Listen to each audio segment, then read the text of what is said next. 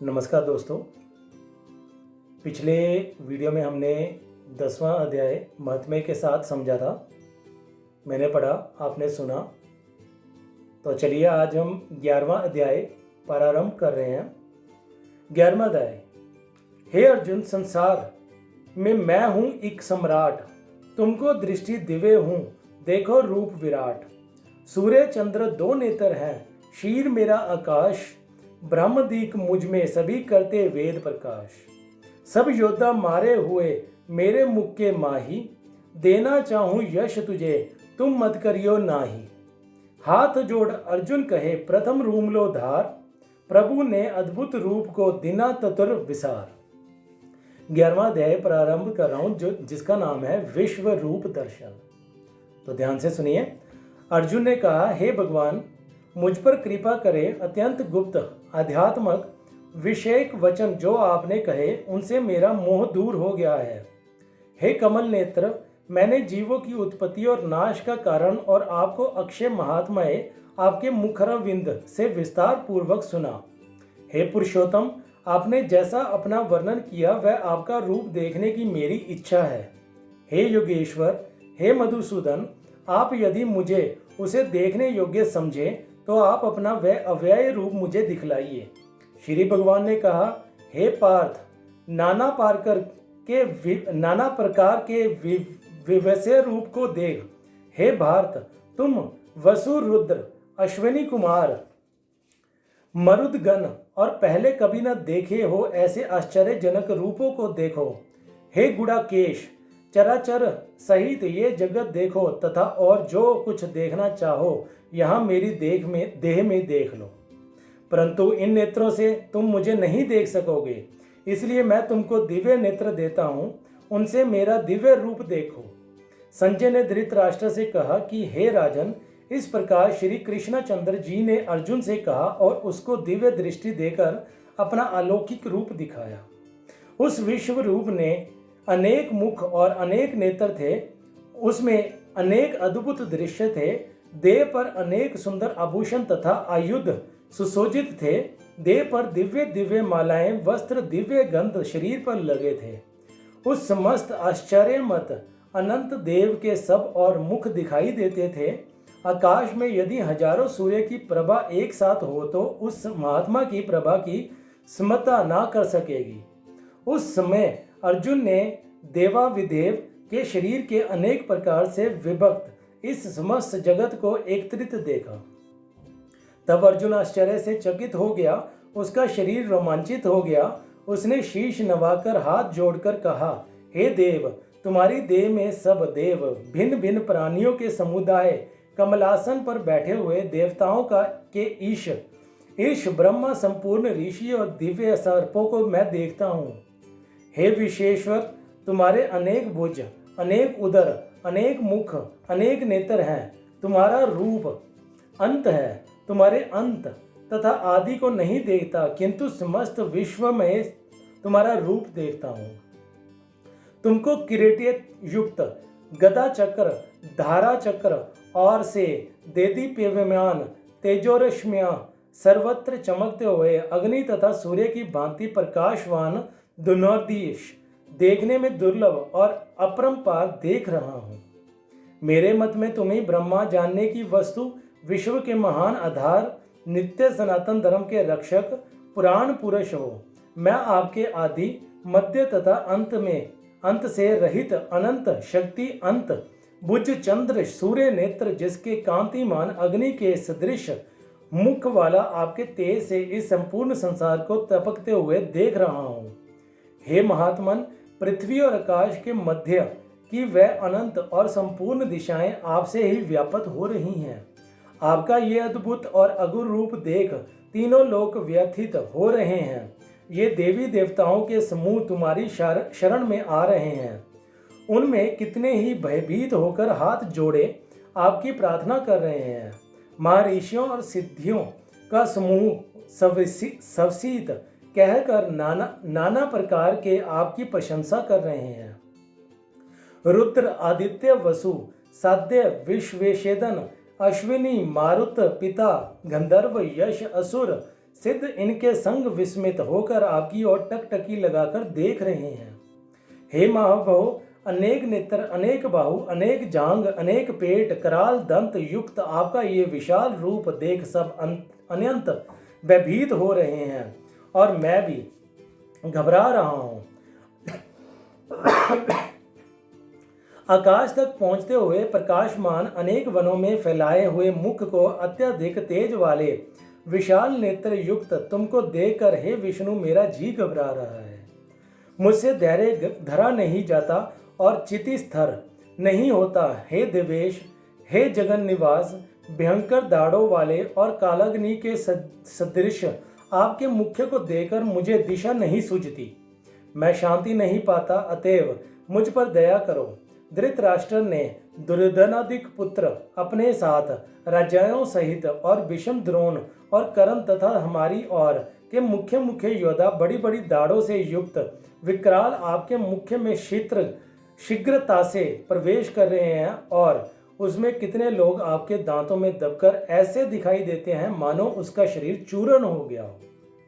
जैसे नदियों की अनेक जलधाराएं समुद्र की ओर बहती हैं, वैसे ही ये मनुष्य लोक के वीर आपके प्रज्वलित मुखों में प्रवेश कर रहे हैं। अग्नि में पतंगे जैसे गिरते हैं, सब लोग भी अपने नाश के लिए आपके मुख में बड़ी तेज से प्रवेश कर रहे हैं।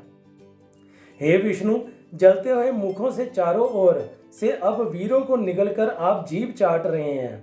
आपकी त्रिषण प्रभाएं समस्त संसार को तेज से व्याप्त कर तृप्त कर रही हैं। ये भयानक रूपधारी आप कौन हैं? ये मुझसे कहो हे देवेवर, आपको नमस्कार है, मुझ पर प्रसन्न हो। हे जगतकर्ता आदि पुरुष, आपको जानने की मैं इच्छा रखता हूँ, क्योंकि आपकी ये प्रवृत्ति मेरी समझ में नहीं आती। श्री भगवान बोले, संसार का नाश करने वाला मैं उग्रकाल हूँ, समस्त जनों को संहार करने के लिए आया हूँ। तुम्हारे युद्ध ना करने पर भी ये वीर जीवित ना रह सकेंगे जो भी योद्धा इस महाभारत युद्ध की सेना में उपस्थित है।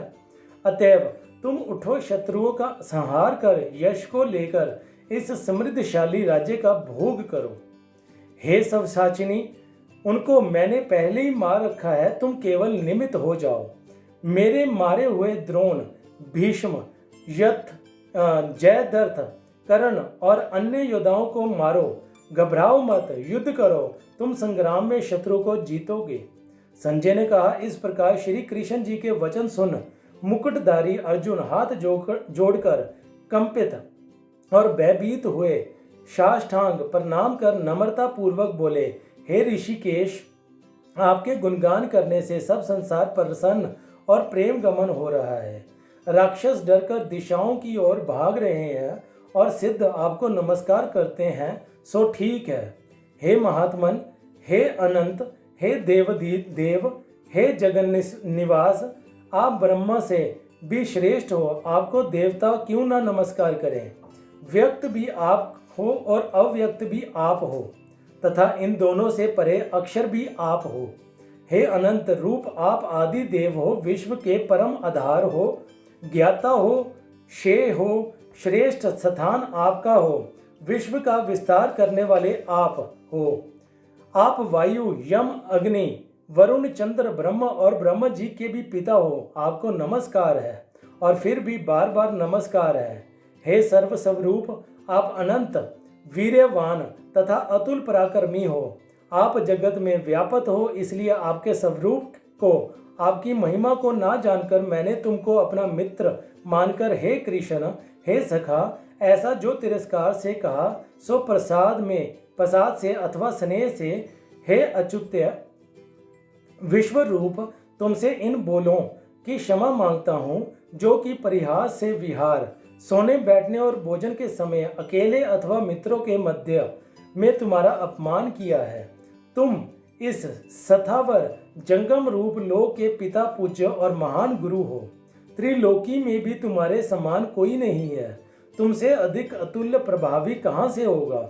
इसलिए हे ईश, तुमको सिर झुकाकर प्रणाम करके यही प्रार्थना करता हूँ कि मुझ पर कृपा करो हे देव।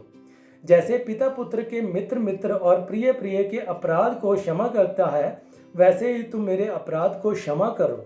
हे देव, पहले कभी नहीं देखा ऐसा आपका रूप देखकर रोमांचित हो और भय से मेरा मन व्याकुल भी है।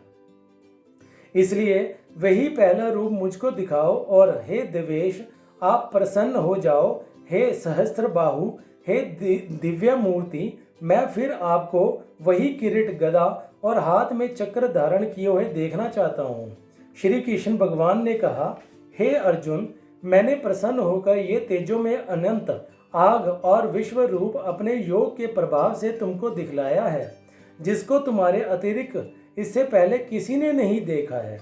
हे पांडवों में श्रेष्ठ, मनुष्य लोग में तुम्हारे सिवाय कोई वेदों के अध्ययन, दान, अग्निहोत्रदायिक और घोर तपों को करके भी ये रूप धारण किए मुझको नहीं देख सकता। मेरा ऐसा भयानक रूप देख तुम व्याकुल और मूढ़ ना हो। भय त्याग प्रसन्न चित्त होकर फिर तुम मेरा वही रूप देखो।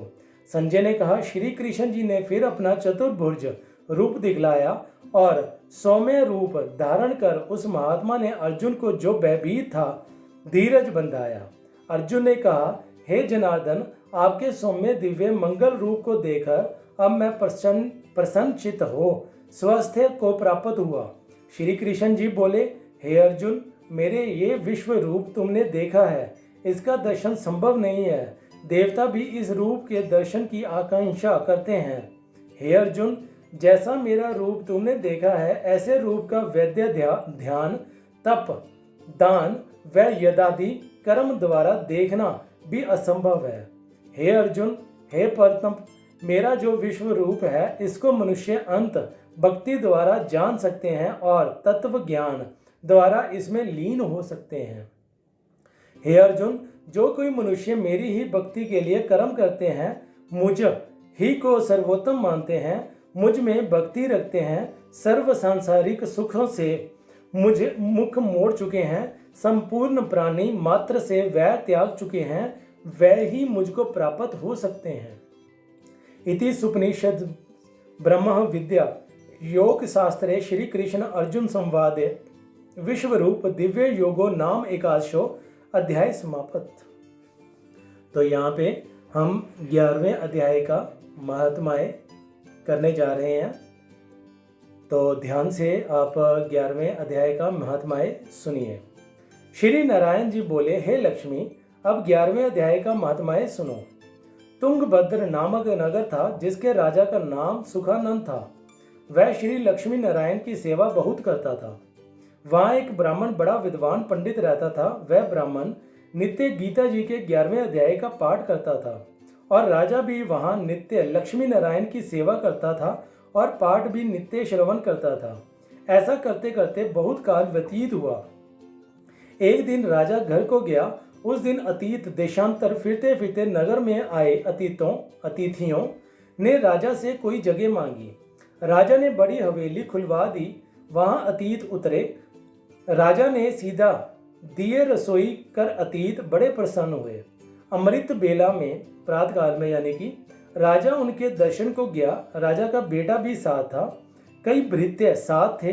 राजा उस हवेली में आया और जो वहां महंत था उसके साथ बातचीत करने लगा। राजा का पुत्र खेलने लगा। वहां एक प्रेत रहता था। उस प्रेत ने राजा के पुत्र को मार दिया। चाकरों ने राजा को खबर करी। राजा यद्यपि सेवा करता कथा श्रवण करता था, परंतु पुत्र के मोह से राजा के मन में दुबुद्धि आ गई। राजा बोला, हे संत जी, आपका दर्शन हमको बहुत फला है। एक पुत्र था, सो प्रेत ने मार दिया। तब ब्राह्मण ने कहा, हे राजा जी, चलो देखिए कहाँ है तेरा पुत्र। राजा ब्राह्मण महंत भी वहां आए जहां राजकुमार मरा पड़ा था। तब ब्राह्मण ने कहा, अरे प्रेत, तू इस लड़के पर कृपा दृष्टि कर, जो ये लड़का जी उठे और मैं तुझे गीता के 11वें अध्याय का पाठ सुनाता हूँ। श्रवण कर, इससे तेरा कल्याण होगा। विप्र ने गीता के 11वें अध्याय का पाठ किया और प्रेत पर जल छिड़का।